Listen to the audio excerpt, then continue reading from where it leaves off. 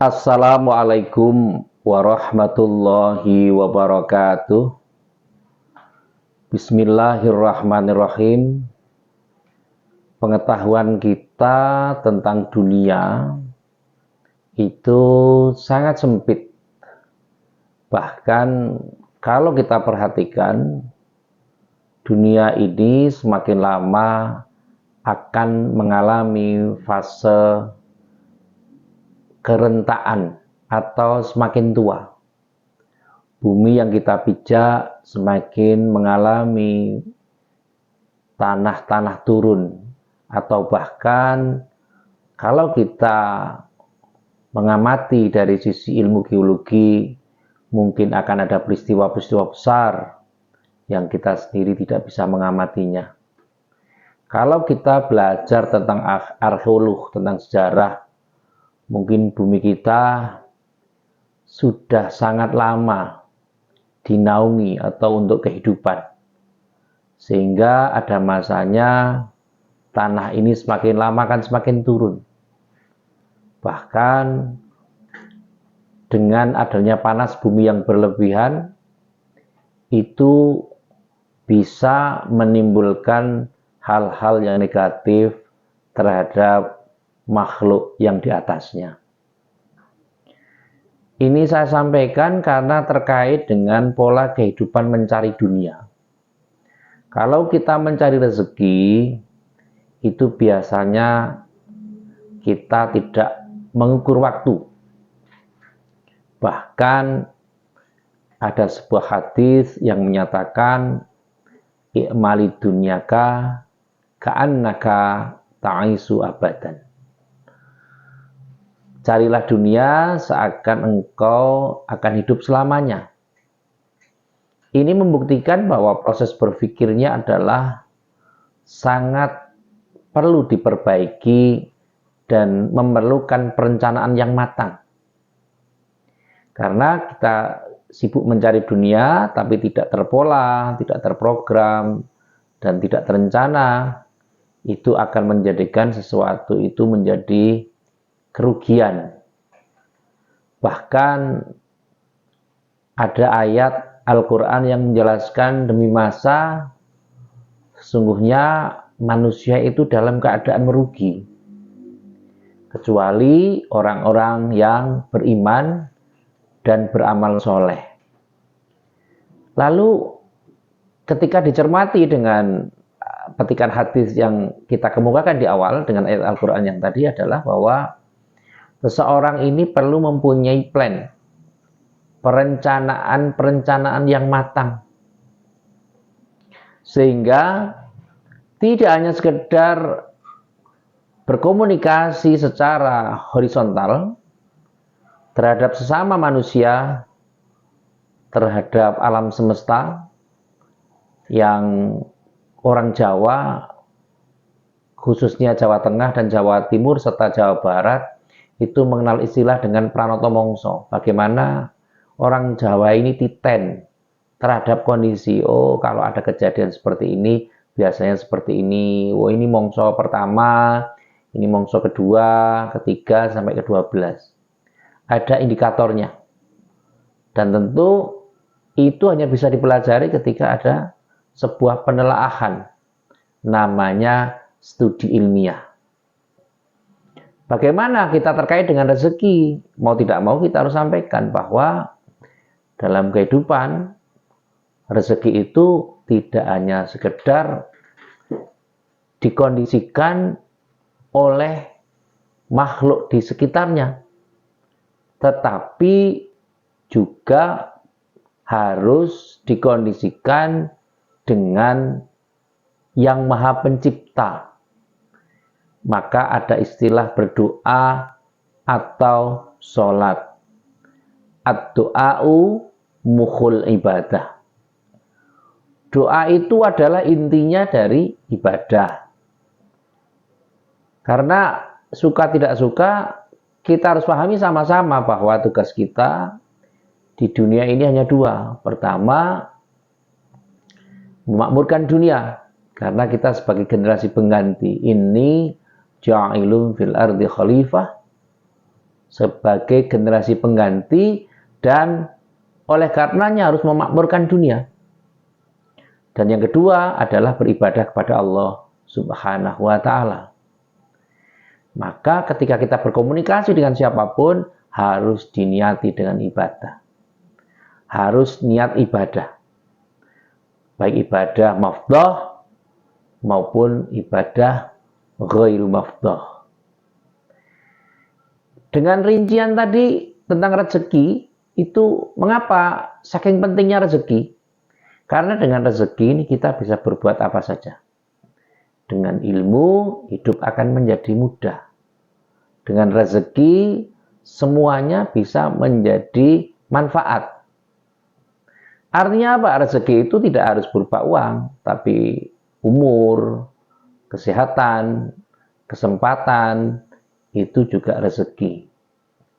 Loh, bagaimana ketika kita ketemu dengan misalnya ada tanggungan-tanggungan yang terkait dengan kehidupan kita, ma'isyah misalnya, ada kaitannya dengan utang piutang yang belum selesai dan sesuatu itu perlu dikondisikan.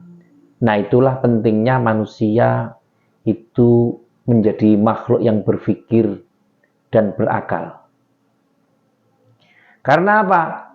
Kita akan bisa menentukan, bahasa sekarang menentukan namanya platform, menentukan karakter, menentukan kondisi yang bisa dilakukan. Seberapa yang kita mampu untuk kita raih dan seberapa yang kita mampu untuk disampaikan kepada orang lain. Karena ingat, ketika ada rezeki yang kita miliki hanya 2,5% miliknya orang lain, dan itu menjadi harus kita tasarufkan. Allah menjadi zat yang maha pencipta, dan Allah itu sangat pirsa, sangat mengetahui bahwa manusia itu adalah dzuluman jahula. Manusia itu zalim, aniaya dan bodoh ya. Jahula itu jahil. Karena apa? Lo manusia itu biasanya kalau punya sesuatu itu untuk berbagi itu susah. Kalau matematika itu biasanya sibuk dengan penambahan dan perkalian. Tapi untuk pengurangan dan pembagian akan sulit. Itulah bagi teman-teman kita atau kita sendiri yang mempunyai tanggungan hutang piutang yang perlu diselesaikan dalam tempo yang cepat, ada dua kemungkinan. Pertama, ikhtiar secara badaniah. Artinya melakukan aktivitas sesuai dengan kebiasaan sehari-hari. Kalau itu dirasa tidak bisa, upayakan untuk mengetuk pintu langit. Caranya bagaimana? Berbanyak berdoa. Ada satu sisi yang mungkin kita lupakan, bahwa kita mempunyai Kanjeng Nabi Agung Muhammad Sallallahu Alaihi Wasallam, dan Kanjeng Nabi Muhammad Sallallahu Alaihi Wasallam itu adalah pribadi yang komplit, yang di situ adalah contoh untuk setiap kondisi. Kanjeng Nabi juga mempunyai utang, tapi ya tidak seperti kita. Kalau Kanjeng Nabi utangnya hanya untuk memenuhi sebuah kapasitas saja, tapi kalau kita kan menjadi sesuatu yang dibutuhkan. Kanjeng Nabi pernah qodok sholat, tapi hanya sekali. Kalau kita mungkin ya qodok sholatnya berkali-kali. Bahkan ada yang punya pendapat, kalau mencontoh Kanjeng Nabi kalau berkali-kali itu ya pahalanya semakin banyak. Yang perlu saya sampaikan saat ini adalah bahwa ini ada guyonannya, karena memang proses-proses seperti ini saya ingin mencoba menyampaikan sesuatu dengan sederhana dan mudah dipahami. Terutama karakter-karakter kita yang kalau pada saat butuh Allah itu memelas. Tetapi ketika Allah sudah memberikan sesuatu, maka kita berimbasnya malas. Maka kalau dalam kondisi kita senang, maka rajin-rajinlah mengingat Allah. Rajin-rajinlah mengingat Rasulullah SAW. Maka insya Allah ketika kita dalam sesuatu yang sempit, kepepet, sesuatu yang ya terdesak dalam kondisi tertentu, yang terdeadline, harus bagaimana, maka Allah akan memudahkan jalan kita. Min haitsu la yahtasib. Dari jalan-jalan yang tidak disangka. Caranya seperti apa? Dulu pernah saya sampaikan, kalau kita punya utang yang relatif banyak, pertama, perbanyak membaca sholawat. Apa saja sholawatnya? Sholawat yang paling pendek adalah sholawat Jibril. Sallallahu ala Muhammad, sallallahu ala Muhammad. Ada lagi sholawat nariyah. Allahumma sholli sholatan kamilatan wassalim salaman taman ala sayyidina, dan seterusnya. Ada namanya sholawatul ki dan yang lainnya, sholawat fatih, sholawatun jina. Monggo yang kira-kira bisa apa, tapi istiqomah. Kalau sesuai dengan yang diijazahkan oleh Allahyarham Simbah Kyai Makhrus Ali Lirboyo, maka upayakan membaca sholawat Jibril. Kapan waktunya? Ketika lisan kita sedang tidak mengucapkan apapun, maka sholawat itu dibaca sesuai dengan kapasitas masing-masing. Semakin banyak kita membaca, maka tentu efeknya juga akan berbeda. Dan ini bicara kita tidak bicara rasional, karena hitung-hitungannya adalah kita mengingat Allah dan mengingat Rasulullah SAW. Dan yang kedua, upayakan untuk beristighfar. Istighfar apa saja? Ada sayyidul istighfar, agak panjang. Kalau istighfar yang pendek ya astaghfirullahaladzim alladzi la ilaha illa wal hayyul qayyum wa atubu ilaihi. Itu yang sholawat yang biasa. Kalau mau yang pendek ya astaghfirullahaladzim. Dibaca 100 saja. Tapi rutin 100 itu. Sholat hajat 2 rakaat dulu atau tahajud, kemudian baca istighfar, kemudian baca sholawat dalam sehari-hari. Terus baca doa ini. Bismillahirrahmanirrahim.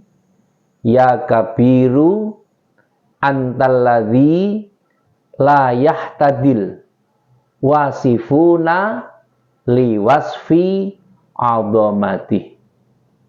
Itu dibaca, kita mendapatkan ijazah dari Simbah Kyai Zarkasi. Mbah Kyai Zarkasi diberikan kepada Mbah Kyai Halwani, dan Mbah Halwani berikan kepada kita, dan kita berikan kepada kita semua. Kita rasakan semua, dan kita laksanakan semua. Semoga dengan bekal sedikit ini kita semakin yakin, dan harus kita berpikir bahwa jangan menyelesaikan permasalahan kita dengan cara kita, tapi selesaikan dengan cara Allah menyelesaikannya. Kalau kita merasa bahwa diri kita tidak mampu, maka sambatlah dengan Allah Subhanahu wa Ta'ala. Allah mempunyai makhluk yang sempurna, yang namanya Kanjeng Nabi Agung Muhammad SAW. Harus kita sebut terus asma beliau dengan segala kondisi, di segala tempat. Karena untuk menyebut sholawat kita tidak perlu wudhu dulu. Di semua kondisi kita bisa menyebutnya. Ini semoga apa yang saya sampaikan bisa memberikan suatu kondisi yang lebih baik atas teman-teman saya, saudara-saudara kita semua yang mengalami fase hutang piutang yang relatif sangat berat. Tapi pangapunten, mohon maaf, jangan hanya punya utang 50.000 kemudian baca sholawat ini, baca doa yang tadi saya sebutkan. Berarti jenengan tidak menghargai sama mu'alifnya, sama yang memberikan doanya, sama yang mengijazahkannya. Tapi yang paling penting adalah mari kita berusaha untuk mengistiqomahkan diri, merutinkan diri untuk bisa bermunajat kepada Allah sesuai dengan kadar kemampuan kita, dengan bersolawat, dengan berdoa, dengan harapan bahwa semua kesulitan kita akan dimudahkan Allah Subhanahu wa taala. Amin, Allahumma amin. Yang terakhir, seperti biasa, mari juga kita doakan pada saudara-saudara kita yang sekarang sedang bekerja, yang di luar negeri, yang di Indonesia, yang terundung masalah besar baik kesehatan, yang mungkin keluarganya tidak begitu akur, yang mungkin rumah tangganya tidak begitu baik, suaminya dan istrinya tidak harmonis dan sebagainya, maka semoga Allah Subhanahu wa taala memberikan kebaikan-kebaikan pada rumah tangganya dan diberikan rumah tangga yang sakinah, mawaddah, warahmah dan barokah. Amin, Allahumma amin. Terima kasih kepada semua pihak yang telah membantu terselenggaranya acara ini. Semoga acara ini bisa bermanfaat. Sekali lagi terima kasih atas segala perhatian dan mohon maaf atas segala kekurangan. Saya akhiri, wallahul muwafiq ila aqwamit thoriq. Wassalamualaikum warahmatullahi wabarakatuh.